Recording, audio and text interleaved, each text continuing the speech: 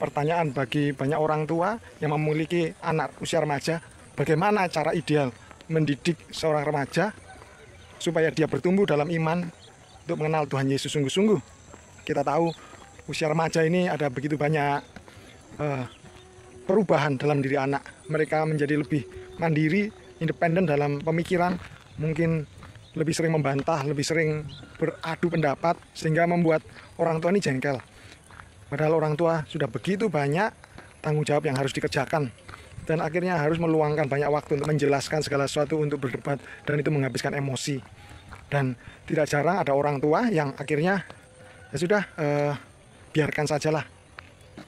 Lalu bagaimana kita harus menyikapi hal tersebut? Bagaimana kita menangani hal itu? Apa yang Tuhan ingin kita lakukan?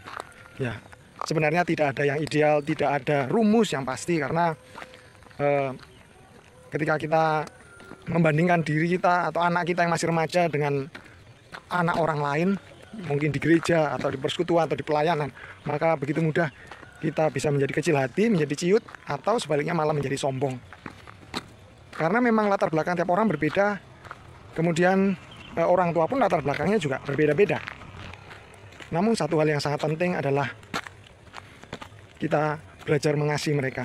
Yang pertama dimulai dari diri kita, bahwa kita mencari Tuhan sungguh-sungguh. Itulah nomor satu dan prioritas, karena anak melihat teladan dari orang tua. Mungkin mereka banyak tidak mengikuti perkataan kita, tapi mereka melihat, mengobservasi.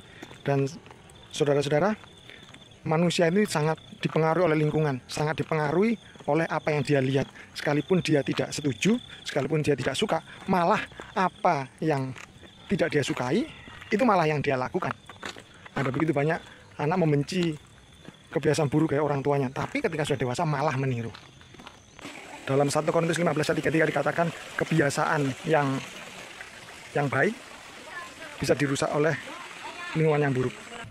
Ini saya sambil dalam perjalanan menemani anak-anak dalam sebuah proyek sekolah, kita mendiskusikan hal ini. Jadi ketika kita punya anak dengan kebiasaan-kebiasaan yang buruk, jangan patah semangat, terus jalan sama Tuhan, terus mencari Tuhan, terus bangun kebiasaan-kebiasaan baik berdasar firman Tuhan. Karena kebiasaan-kebiasaan baik itu akan dilihat, dan lingkungan yang baik itu akan merusak kebiasaan buruk dari anak. Mungkin nggak sekarang, nggak instan, tapi itu pasti akan terjadi. Dan jangan lupa, ketika Anda mencari Tuhan, dalam Matius 6:33 dikatakan, tapi carilah dahulu kerajaan Allah dan kebenarannya, maka semuanya akan ditambahkan kepadamu. Kita cari Tuhan dahulu. Tuhan menghormati orang-orang yang mencari Dia. Yang pertama, tadi mencari Tuhan sungguh-sungguh, mencari firman-Nya, dan membangun kebiasaan-kebiasaan baik sesuai dengan firman Tuhan. Yang kedua adalah kesepakatan antara suami dan istri. Perlu ada kesepakatan antara suami dan istri. Kenapa? Kesepakatan itu, kesatuan hati itu, kebiasaan-kebiasaan baik yang sama-sama disepakati itu, itulah yang akan memiliki pengaruh sangat kuat. Dan itu akan mempermudah menegakkan aturan di rumah. Mungkin anak tidak setuju banyak hal di rumah, tapi satu hal, pemimpin di rumah adalah orang tua. Yang penting sekali menetapkan aturan-aturan dan batasan yang jelas. Lalu bagaimana kalau suami atau istri, pasangan ini salah satunya tidak mengenal Tuhan sungguh-sungguh? Ya, ini sebuah pergumulan yang lain lagi. Seperti yang saya sampaikan, tidak ada yang ideal. Karena itu jangan membandingkan diri kita dengan keluarga yang lain. Tidak ada yang ideal. Jalan sama Tuhan. Tuhan pasti buat jalan. Karena satu hal, Tuhan mengasihi anak-anak Anda jauh melebihi Anda mengasihi mereka. Yang ketiga, bangun hubungan dengan anak Anda. Bangun relationship dengan mereka. Sekalipun menjengkelkan, tapi bangun relationship. Kasihi. Mengasihi adalah membangun relationship. Meluangkan waktu dengan mereka. Berbicara, berdiskusi, bersenang-senang dengan mereka. Kasih mereka. Cari tahu apa yang menyenangkan buat mereka dan lakukan. Buat hati mereka senang. Tentu saja kita juga harus tetap mengajarkan mereka peraturan-peraturan yang di rumah. Dan mereka harus mengikuti peraturan-peraturan tersebut. Tapi kasih. Lalu bagaimana kalau mereka tidak respon, mereka tidak respect, mereka kurang menghormati? Kembali lagi, kasih mereka.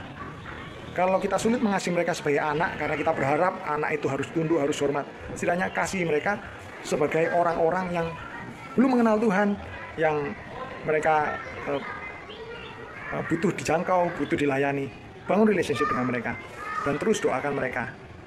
Jadi ini sangat penting sekali.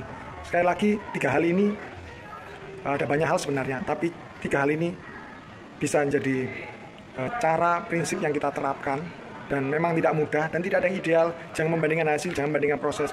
Yang paling utama dari ketiga hal ini adalah berjalan dengan Tuhan. Berjalan dengan Tuhan, tanya Tuhan, baca firman Tuhan, ikuti tuntunan Roh Kudus, kenal Tuhan, jalan sama Tuhan. Ingat, Tuhan sangat mengasihi anak Anda, jauh melebihi Anda mengasihi mereka. Tuhan jauh lebih care pada masa depan mereka, jauh lebih care daripada Anda sendiri. Itu dari saya. Jika Anda punya pertanyaan atau ada yang perlu didiskusikan lebih lanjut atau mungkin perlu didoakan, ada nomor yang bisa dihubungi untuk berkonsultasi tentang remaja, untuk mohon bantuan doa buat Anda maupun anak-anak Anda. Terima kasih. Salam inspirasi anak muda Indonesia. Tuhan Yesus memberkati.